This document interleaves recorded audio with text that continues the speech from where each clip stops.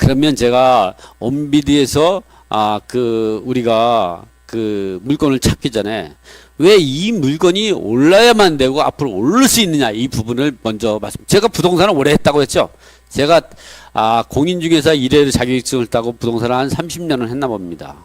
자, 한번 제가 그러면 우리가 부동산을 찾을 때, 그리고 공인중개사가 부동산을 가장 많이 올려놓는 데가 어디냐면 부동산 네이버 TV에 가면 부동산이라고 이 매물과 시세를 우리가 이 매매와 전세 시세를 다 확인할 수가 있는 거예요. 그 방법부터 한번 좀 보여드리겠습니다. 자, 제 화면 한번 돌려보겠습니다.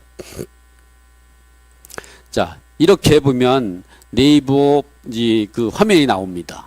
멋있죠? 제가 이거를 공부하냐고 5개월 동안 했습니다. 공부했습니다. 이게 보면, 그래서 제가 이제 이 부분을 갖고 한번 보면, 이렇게 제 화살표를 한번 따라보세요. 이렇게 네이버 화면을 열면, 네이버 화면을 보면 이렇게 부동산이라고 나옵니다. 이 부동산을 클릭하면요, 부동산 매물하고 시세를 볼 수 있는 이런 화면이 나옵니다. 여기서 아파트면 아파트. 제가 여러분한테 소개해 주려고 그러는 거는, 오늘 소개해 주고자 하는 물건은 너무 화면만 갖고 하니까 지루하시죠? 제가 갖고 하다 보면 제 얼굴도 보이고, 제가 이제 하겠습니다. 자, 다시 한번 좀 물건을 보면 이렇게 제 얼굴이 안 보인다고 그래가지고 너무 상심하지 마시고 제가 또 보여드릴게요. 자, 이렇게 보면 네이버에서 부동산을 선택했으면 다시 한번 제가 처음부터 다시 해보도록 할게요. 이렇게 네이버 화면에서 부동산을 선택합니다. 그래가지고 보면 아파트인데 이제 그 물건이 어디 있었냐, 서울시 관악구, 그리고 봉천동, 그리고 여기서 봉천동을 다시 클릭하면 이렇게 단지가 나옵니다. 여기서 단지를 보면 이게 두산 아파트라, 내려보면요, 가나다라 순서니까 내려다 보면 이 두산이 나옵니다. 이 두산을 클릭하는데 여러분이 잊지 말아야 될 것은 뭐냐면, 제가 이제 이쪽에 보면 3번을 보면 제가 공매 물건에 대해 공매 재산 명세서를 화면을 띄워놨죠. 이거는 왜냐면 제가 이제 온비도 하면서 권리 분석해 주기 전에 보려고 그러는데, 이렇게 보면 서울시 관악구 봉천동 두산 아파트 206동 201호인데, 이 두산 아파트라는 게 서울에는 아파트가 이제 많다 보니까 조심해야 될 게 뭐냐면 주소가 일치한지를 꼭 확인해야 됩니다. 같은 두산 아파트라도 비슷비슷한 것들이 많고, 그러다 보니까 특히 강남권엔 그렇습니다.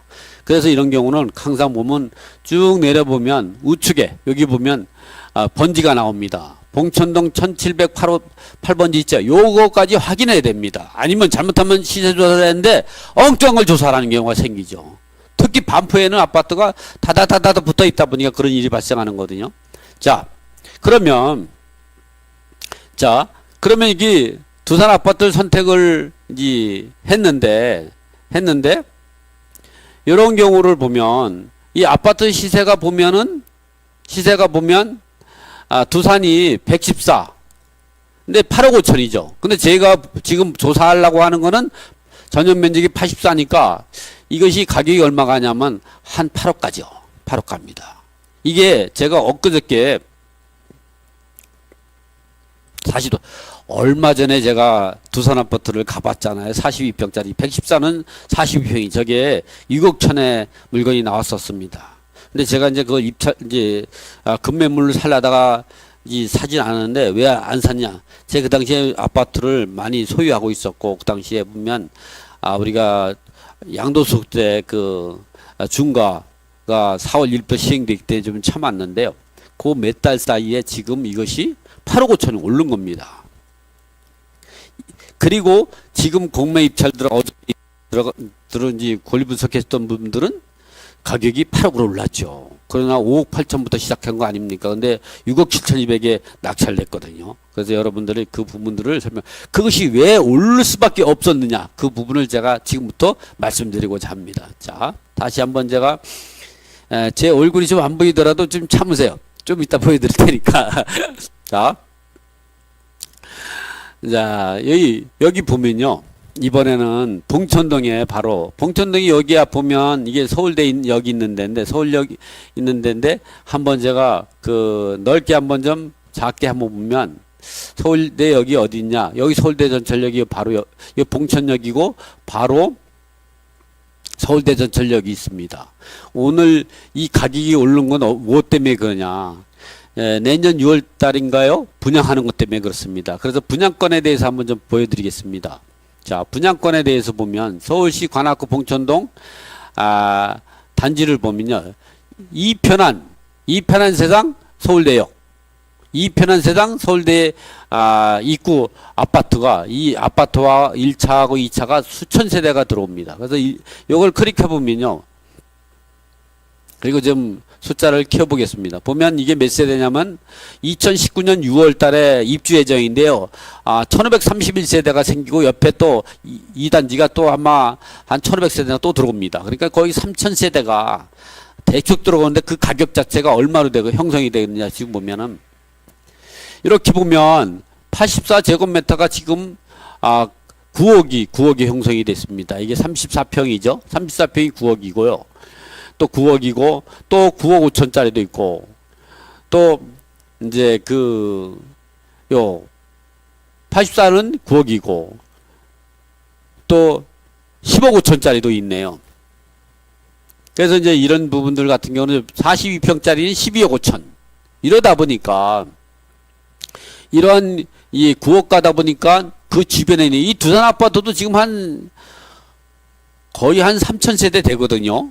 이런 세대다 보니까 같이 따라 오르게 되는 거죠. 그래서 여러분이 이런 아파트를 투자하면 되는 거죠. 그래서 이 아파트가 이것 때문에 오르게 되는 거죠. 그래서 두산 아파트가 이렇게 오른 거죠. 그러면 우리가 두산 아파트에 대해서 한번 더 연구해 볼까? 다시 한번 이제 확인해 볼까요? 두산 아파트는 어떠냐? 봉천동이고 두산 아파트 이제 이거는 분양권이 아니라 이제 아파트로 해서 두산 아파트로 제가 또 찾아보겠습니다. 두산 아파트는 몇 세대가 되는가? 두산 아파트를 보면요. 이렇게 봉천 두산 1단지가 2000세대, 2001세대입니다. 2000세대가 아니라 2001세대가 되고요. 그 밑에 또까지 이게 전부 1단지, 2단지 합쳐가지고 2001세대가 형성이 돼가지고 이렇게 이 부분이 대단히 저기가 1단지 그리고 2단지 해가지고 이게 수천 세대가 형성을 되고 있습니다. 그리고 그 맞은편에 아까 같이 서울대 있고 그 분양권 아파트가 이 9억에서 10억으로 형성이 되어 있고요. 그래서 이런 부분들이 오르기 때문에 이 부분이 공매로 얼마에 나왔느냐. 그러면 이제 공매 물건 한번 제가 찾아보겠습니다. 자, 일단은 온비들을 찾아봐야겠죠? 여러분이 이제 물건을 찾고 있다면 공매 물건은 온비드에서 찾아보도록 하겠습니다. 그러면 온비드를 치고 그리고 검색을 하면 되겠죠? 그러면 이 온비드 사이트가 나옵니다. 이 사이트를 클릭하게 된다면 여러분은 온비드 화면을 볼 수가 있죠. 이렇게 온비드 화면에서 로그인을 해야 합니다. 그러면 여러분이 온비드의 물건을 찾으려면 뭐부터 해야 되느냐? 그부터 한번 좀 설명을 드리고 그리고 이어가도록 하겠습니다.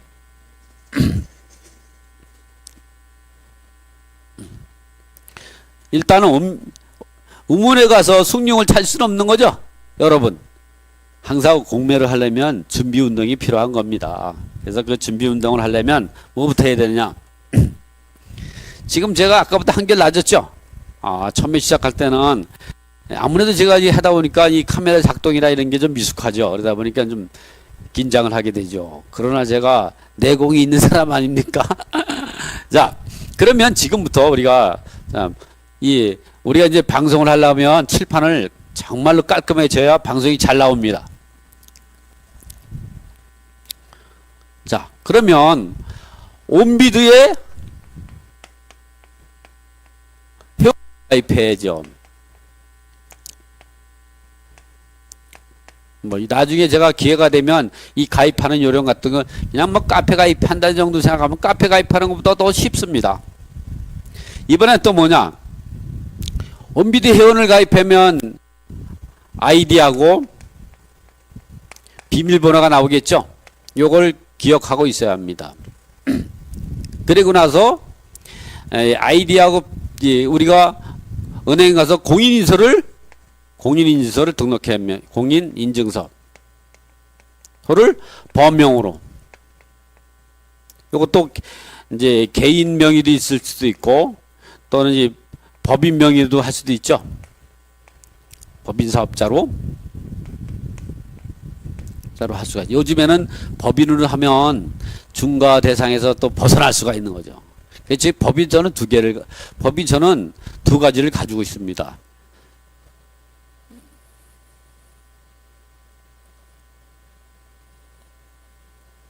저는 이제 법인을 이제 두 가지를 가지고 있는데요. 왜 두 가지를 가지고 있냐면은 요즘에 같이 양도세 개인 명의로 하면 양도세 중과제도가 있기 때문에 이 법인으로 하게 되면 또 과밀액제권 밖에 있다면 등록세 중과도 벗어날 수 있고, 또 이 법인세 비사업용 토지 또는 비사업용 토지 또는 주택 등의 양도에 대해서 중과 별도로 양도차익에 대해 10% 중과되는 이런 이 제도가 있거든요. 그런 걸 벗어날 수가 있습니다. 과밀액제권 밖에 그 법인이 있다 그러면, 과밀액제권 밖에 법인이 과밀액제권 안에 서울이나 이런 부동산을 사더라도 중과되지 않습니다. 또는 이제 서울에 있는 법인이나 또는 과밀액제권 법인에 있는 과밀액제권 법 밖에 있는 물건을 살 때도 중과되지 않죠. 기본 법인세 10%만 내면 되는 거죠. 2억까지는. 어쨌든 그래서 이 두 가지로 할 수가 있습니다. 이렇게 여러분이 이제 회원을 가입했다면 이 아이디하고 비밀번호 갖고 로그인합니다. 그리고 여러분이 공인인증서 등록을 갖다가 범용으로 온비드에다가 신청을 해요. 저는 이미 해놨기 때문에 이제 그 절차는 생략하겠습니다. 자, 한번 다시 들어가서 제가 물건 한번 찾아보도록 하죠. 자, 다시 화면을 제가 돌려보겠습니다. 자, 여기에서 로그인을 합니다. 이 로그인은 아이디하고 비밀번호 할 수 있고 공인인증서인데, 저는 이제 요즘에는 이제 공인인증서를 갖고 로그인합니다. 왜 그러냐면 가끔 보면 자주 안 잊어버립니다. 공인인증서 번호를 갖다가. 저는 잊어버리지 않기 위해서 이제 공인인증서로 해서 이렇게 들어가면 이동식이 있기 때문에 이동식 드라이브로 해가지고 누르게 되면 저기 법인이 두 개가 있죠. 주식회사 채움가 사람들, 그리고 주식회사 채움모님, 그리고 개인 명의로 이렇게 세 개를 가지고 있습니다. 요번에는 제가 채움모님으로 한번 이제 들어가 보죠. 저는 치매는 안 걸릴 것 같아요. 왜 치매 안 걸리냐? 뭐 이렇게 외울 게 많은지, 공인인증서도 있고 뭐 어디 아이디 비밀번호, 그게 외우다 보면, 그리고 또 제가 책을 27권 쓴 저자입니다. 그런 제가 치매가 걸리겠습니까? 안 걸리죠? 자, 한번 그 생각이 나네요. 이렇게 암호를 치면, 제가 이제 암호를 다시 눌러요.